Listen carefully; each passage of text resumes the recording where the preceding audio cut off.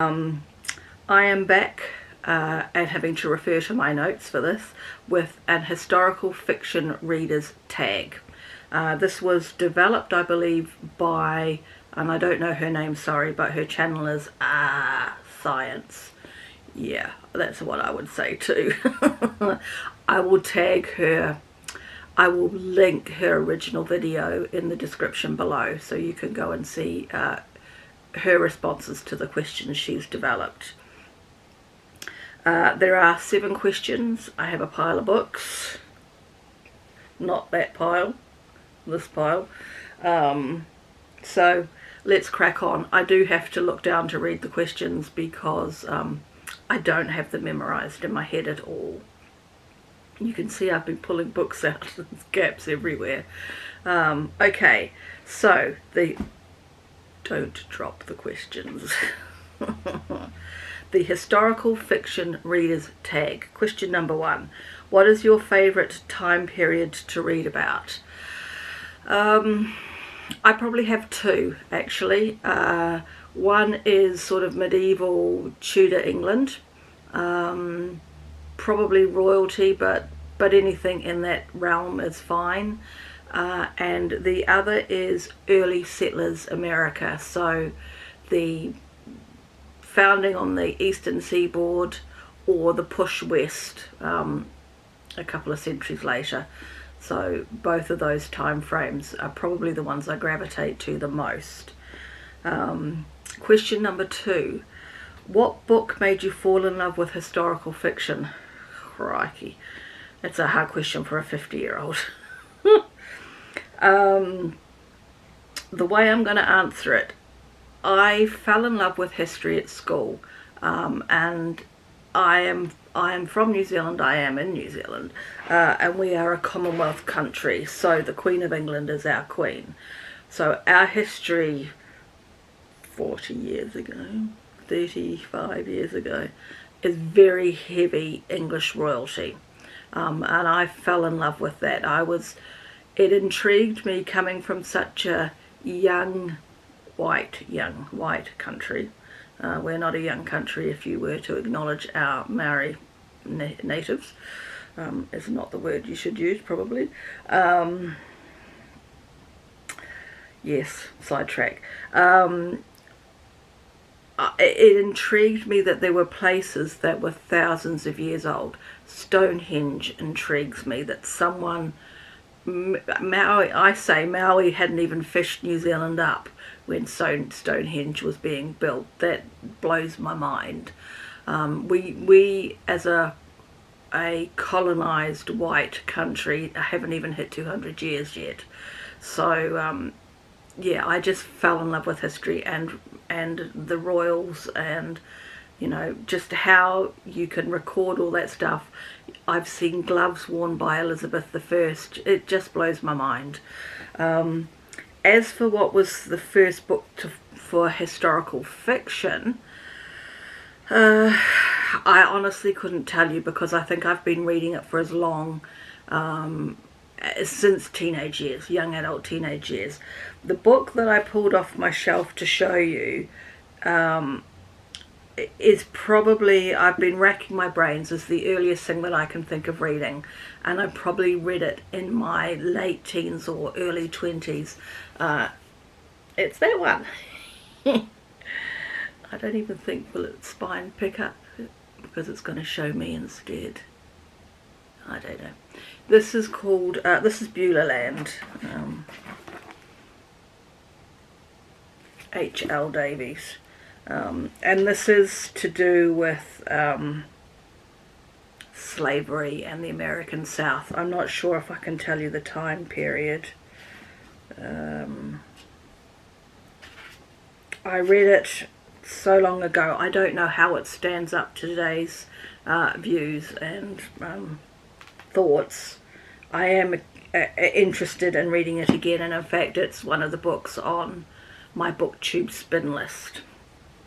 So this is probably the earliest historical fiction I can think of, but it may not be the first.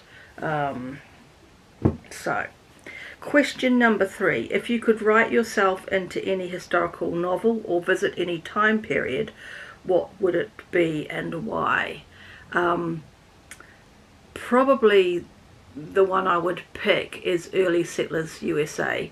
I'm really interested in self-reliance and things like that, and I think when you were an early settler you had to be self-reliant. You had to grow your own food, raise a couple of sheep to get some wool to make a pair of socks, those sorts of things. So and I'm fascinated by America. It was always my dream to live in small town America where it snowed at Christmas, but that boat's probably sailed now. So yeah, Early Settlers America is where I would go, please. Which part? I don't know. We don't need to answer that question. Let's not sidetrack. Okay, number 4. Have you read a historical fiction novel that was so gripping it sent you on a research deep dive? So I'm going to take this in a roundabout way. Okay, I'm going to backtrack 1 minute to question 3 and the period that you'd like to live in. I actually pulled a couple of books to go with that. So these is my words, Nancy Turner. This is a young girl on the wagon trains going west and into the wilderness. Sarah Donati. This is New England, very early New England, December 1792. Both of these I read quite a long time ago, and I want to reread this series. When I read it initially there were 2 books and there are now 6, which I have. They're behind my head. Those 4 directly here, those are the 4 more in the series that I haven't read yet, so I want to start from the beginning and read that whole series. So that's to do with Early Settlers America. Right, let's get back on track. So reading a historical fiction novel that sent you into a deep dive. So I'm going to take this a slightly roundabout way because it's the way that I did it. I started out with a non-fiction, a historical non-fiction, but there is a historical fiction, so we're not too far off the track. Somewhere, it was probably in a Facebook group, in a post on a Facebook group, that I discovered about Thomas Jefferson and Sally Hemings. So it led me to read Thomas Jefferson and Sally Hemings by Annette Gordon Reed. So that's a non-fiction. From there, someone said to me, you would like, if you like that, you will like America's First Daughter. This is an historical fiction account based on record of Thomas Jefferson's daughter Martha's life. And I read this earlier this year and thoroughly enjoyed it. I actually borrowed the book from the library and dropped my books and loved it so much that I actually brought my own copy. So that was a recommendation. I read this a little while ago, and from there I ordered the Hemings of Monticello, which is another non-fiction. Then came this book, so even though I knew about it a while ago, I only got it this year and read it this year. From that I went to get this is a more recognised, I'm getting so confused, a recognised non-fiction, biography of Martha Jefferson. This intrigued me, and they told me why they wrote, in the back there's a chapter, why they extrapolated the stories that they did. But I'm curious to read, in a biography, how different it is to what was in this one. And because of that, and just being intrigued about the whole Thomas Jefferson, Sally Hemings and the descendants, I watched an Oprah program where I just watched it just recently on YouTube, where the descendants, the black and white descendants, met, and on that show there was another guy talking about how he'd written a book tracing the families of the slaves that his family owned. So it's gone on to that now. Slaves in the Family by Edward Ball. So again, this is not a fiction, this is a non-fiction, but they're all interlinked. It took one book, and I've gone fiction and non-fiction down that track. Okay, number 5. Do you have a favourite or auto by historical fiction author? I would say probably not. I'm more interested in the subject than who's written the book. So it might be that one author has one book in the periods that I like and loads in the book periods that I don't like. For example, I'm not really a fan of World War II historical fiction. So if that's all of their stuff, I'm not going to read any of that probably, because it doesn't interest me enough to want to go down that path. But there is a but to that, we'll come to that. But probably, and this is a different but, the one that at the moment that I am looking to perhaps get more of is Alison Ware. I'm reading this 6 Tudor Queens. I'm on book 5. I'm taking a very long time to read book 5. I don't think I'm going to break my book record of March at this point in time. And it's not due to the book, it's just I would rather read other things, but I'm not letting myself read other things until I finish the book. She's written, again, fiction based on historical record, the lives of each of Henry VIII's wives, and it's thoroughly fascinating. I like the way she writes. I've read one other, and it was from the library, so I don't have a copy of it. She has written an account of Mary Boleyn, who was Anne's sister and supposedly Henry VIII's mistress. So I find her writing style quite interesting. Some of the more scholarly historical fiction readers might not necessarily like the way she writes, but I like that at the end of the books she tells you why she wrote what she wrote, so you can get thoroughly engrossed in the story, and then you'll get an explanation of why she went down that track. And I have, in fact, you can see it, that white book with the 6 blobs, that's a non-fiction account of all of his wives. So at some point I'll read that and see, how close the 2 books are. But I would probably read quite a few books by her. And as I say, I am looking to add more to my collection. I've added, since starting that, I've added a book about the genealogy of the British royal family, so it's got all the family trees and, which king was where and all of that malarkey. And another one about Catherine Swineford, and I can't tell you who she was at this point in time. I can't remember, but she comes before Henry VIII. Okay, number 6. What is your favourite historical fiction movie or TV show?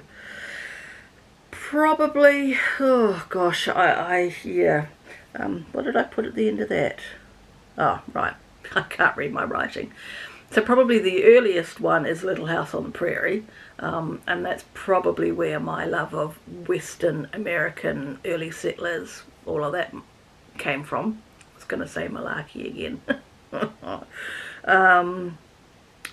You gotta love Colin Firth and Pride and Prejudice, that version of Pride and Prejudice.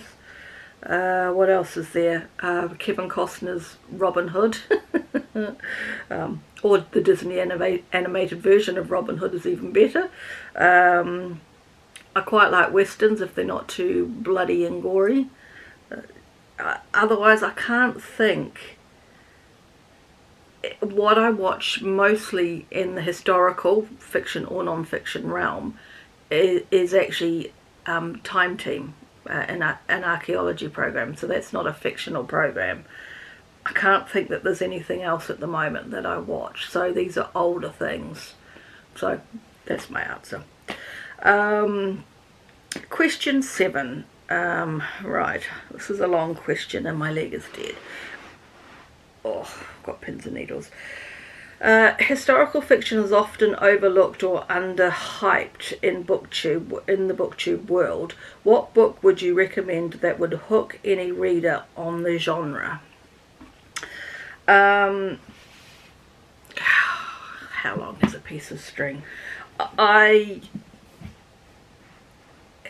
I feel the answer to this is that you've got to talk to the person who's asking you for a recommendation and get an idea of what they like, because there's probably something that they like in historical fiction.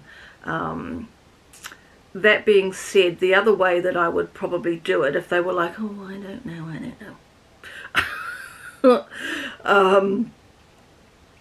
a dual timeline. Go for a dual timeline. So you've got the contemporary that perhaps that's what they're used to, but you've got the historical element as well in the other timeline. And I've pulled out, this is the but earlier when I was talking about World War II. This is actually the dual timeline. The older timeline in this is World War II. And I really actually enjoyed this book.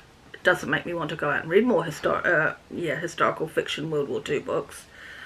My leg is going to be... I'm not going to feel it when I get off the floor. Just as well you won't be seeing that part.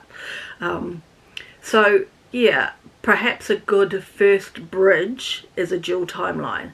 So the contemporary that you know plus the other timeline, which is often historical, and you can get a feel for what you like. So Lucinda Riley, I can't recommend her highly enough. I like her books.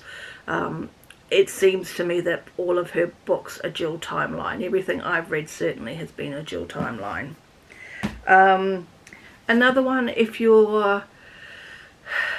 the one I'm going to show you is about colonial Australia, the settling of Sydney. And again, this is a 4-book series. This is book 1. And it's Behind the Sun by Deborah Callanor, and the series is the Convict Girls series, and it's the lives of 4 convicts from England who were sent to Australia in the early days. Does this give me a date on the back as well? Can I see quickly? 1828. So it's a nice read. It's interesting. And, you know, if you say you're someone who's interested in Australia, as a Kiwi, I would ask you why. But anyway, I really enjoyed this series. It's a series that I actually thought I would possibly read again, but I still remember the plot twist in book 4, so I can't read it for a while until I've forgotten that. And again, I would go for something like this, Alison Ware. So you've got some historical fiction based on historical record, and in her case she tells you why she went the route she went. So if you're reading something and you're going, that's not right, or where on earth did she pull that from, she has a chapter in the back of the book that tells you where she pulled that from. Yeah, so it's you know, this is royalty, English royalty. A lot of people like that sort of thing, so she would be a good place to look at too. But again, if I know what you like, I could tell you a little bit better. Okay, those are my answers, and my camera will have put this into 2 files. So there will be a dodgy edit somewhere along the lines. Okay, that is all I have for you in this video, and I will be back soon with another video. Thanks everyone, happy reading.